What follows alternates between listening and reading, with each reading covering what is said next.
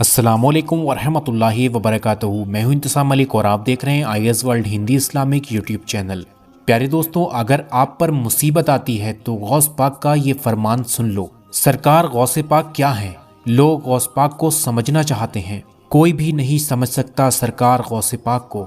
लेकिन एक बात बताना चाहता हूँ सुन्नियों, अपने मुकद्दर पर नाज करो कि सरकार गौस पाक जैसे वलियों का दामन हमारे हाथों में है।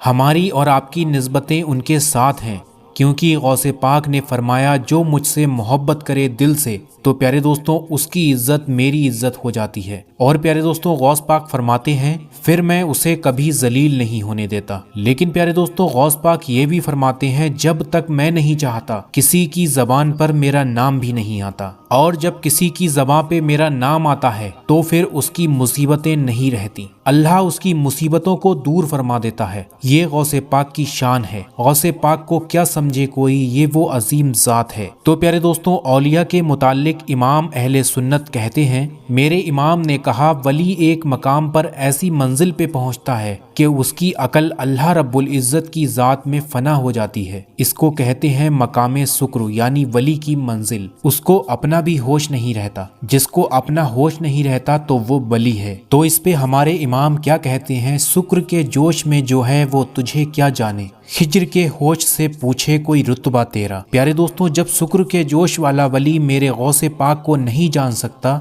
है तो वली लेकिन शुक्र में है, वो क्या जाने गौस पाक को जो शुक्र में है। जो शुक्र में है वो गौस पाक को वली होकर भी नहीं जान सकता, तो जो वली ही ना हो वो गौस पाक को कैसे जान सकता है, कैसे समझ सकता है। प्यारे दोस्तों अगर गौसे पाक का रुतबा पूछना है तो खिज्र अलैहिस्सलाम से पूछो। एक वली की मुलाकात हजरत खिज्र से हुई तो उसने पूछा खिज्र अलैहिस्सलाम से कि अब्दुल कादिर जिलानी कैसे हैं। तो प्यारे दोस्तों खिज्र अलैहिस्सलाम कहते हैं कि उन जैसा वली ना उनसे पहले हुआ और ना उन जैसा वली कयामत तक उनके बाद हो सकता है। प्यारे दोस्तों ये सरकार गौसे पाक की शान है, ये सरकार गौसे पाक है। दोस्तों आपको एक बात बता दूं, हुजूर गौसे पाक की शान क्या है, उनका मर्तबा क्या है, उनका रुतबा क्या है, उनका मकाम क्या है। तारीख में आता है सरकार गौसे पाक की बारगाह में बड़े बड़े औलिया आते थे, बल्कि उनकी चौखट पर झाड़ू लगाने वाले मकामे बिलायत पा जाते थे। दोस्तों एक मर्तबा एक बंदा दरवाजे पर पड़ा हुआ है और कादरी गुलाम से कहते हैं कि जाना गौस पाक के यहाँ और मेरी सिफारिश कर देना, अर्जी लगा देना कि गौसे पाक मुझे माफ कर दें, इस तरह की अर्जी लगा दो। अब जैसे अंदर गौस पाक का गुलाम पहुंचा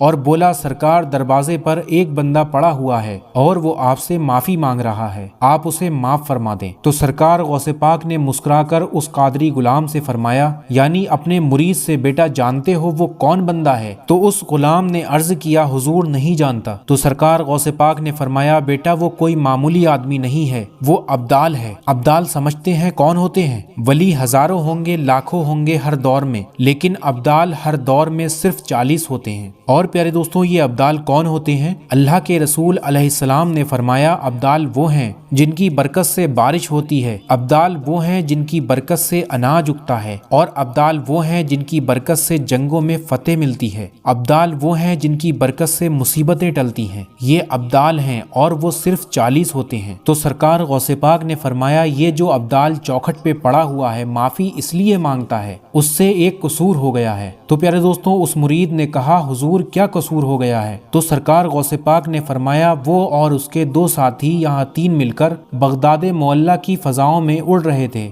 ये तीनों उड़ रहे थे, जब मेरा घर आया, मेरी खानका आई, तो एक अब्दाल दाएं हो गया कि गौसे पाक की खानका उसके ऊपर से नहीं जाना, दूसरा अब्दाल बाएं हो गया, और तीसरे के दिल में ख्याल आया अब्दुल कादिर बली हैं तो मैं भी तो बली हूँ, यानी वो भी बली हैं मैं भी बली हूँ, उनकी खानका के ऊपर से जाने में हर्ज किया है। तो वो मेरी खानका के ऊपर से जाने लगा तो अल्लाह ने उसे उठा करके यहाँ फेंक दिया है। मेरी खानका के ऊपर से जा रहा था तो अल्लाह ने उसका ये हाल कर दिया है। तो सरकार गौसे पाक ने फरमाया लेकिन तुमने उसकी सिफारिश की तो जाओ मैंने उसको माफ कर दिया। इधर गौसे पाक ने माफ किया, उधर हवाओं में परवाज करने लगा। प्यारे दोस्तों ये गौसे पाक का मकाम है, उनकी ये शान है, बल्कि उनकी महफिल की शान बढ़ाने के लिए तो खुद मुस्तफ़ा जाने रहमत भी तशरीफ लाते और खिज्र अलैहिस्सलाम भी आते, मौला अली भी आते थे, हजरत मूसा अलैहिस्सलाम भी आते उनकी महफिल को 4 चांद लगाने के लिए। और प्यारे दोस्तों आपकी चौखट पर एक शख्स बैठते थे, वो बहुत सीधे सीधे सादे आदमी थे। उनका काम था, उनकी जिम्मेदारी ये थी कि जो भी मेहमान गौस पाक के यहाँ आए उसको वजू के लिए लोटे में पानी भर कर दें। आप लोग जानते होंगे ये छोटे मोटे काम हम उन्हीं को देते हैं जो किसी काम का नहीं होता, लेकिन उनको लोटे में पानी भरने का काम दिया होगा तो उनका इल्म, उनका तकबा क्या रहा होगा। और ये कितने साल तक बैठे, कमाबेश 40 साल तक या 20 साल तक बैठे। वो गौस पाक की चौखट पर कमाबेश 40 साल तक बैठे। एक दिन उनके दिमाग में वसवसा आया कि मैं 40 या 20 साल से गौस पाक की चौखट पे बैठा हूँ, गौस पाक ने मुझे क्या ही दिया है। उस दिन गौस पाक के यहाँ 2 अब्दाल आए थे फैज लेने के लिए, यानी कि खैरात लेने के लिए। उन दोनों को देखकर, उन बुजुर्गों को देखकर बाबा ने कहा कि मैं बरसों से यहाँ पे बैठा हूँ एक मुर्शिद की चौखट पे, मैं चाहता हूँ कि आपके साथ चलूं, मैं अब आपके साथ जाना चाहता हूँ। तो उन्होंने कहा अच्छा ठीक है चलो। तो प्यारे दोस्तों वो कुछ दूर तक चले, उनके साथ पैदल चलते चलते तो उन्होंने कहा हजरत हमें भूख लगी है, आप लोग खाना नहीं खाते? क्योंकि गौस पाक के यहाँ तो 24 घंटा लंगर जारी रहता था, खाने पीने के बड़े मजे थे वहाँ पे, लेकिन मैं तो यहाँ बरसों बाद सफर में आया हूँ, अब मुझे भूख लगी है। तो उन्होंने कहा देखो हम अब्दाल लोग हैं, ऐसे थोड़ी थोड़ी देर में खाने वाले नहीं हैं, हम लोग 24 घंटे में एक मर्तबा खाना खाते हैं।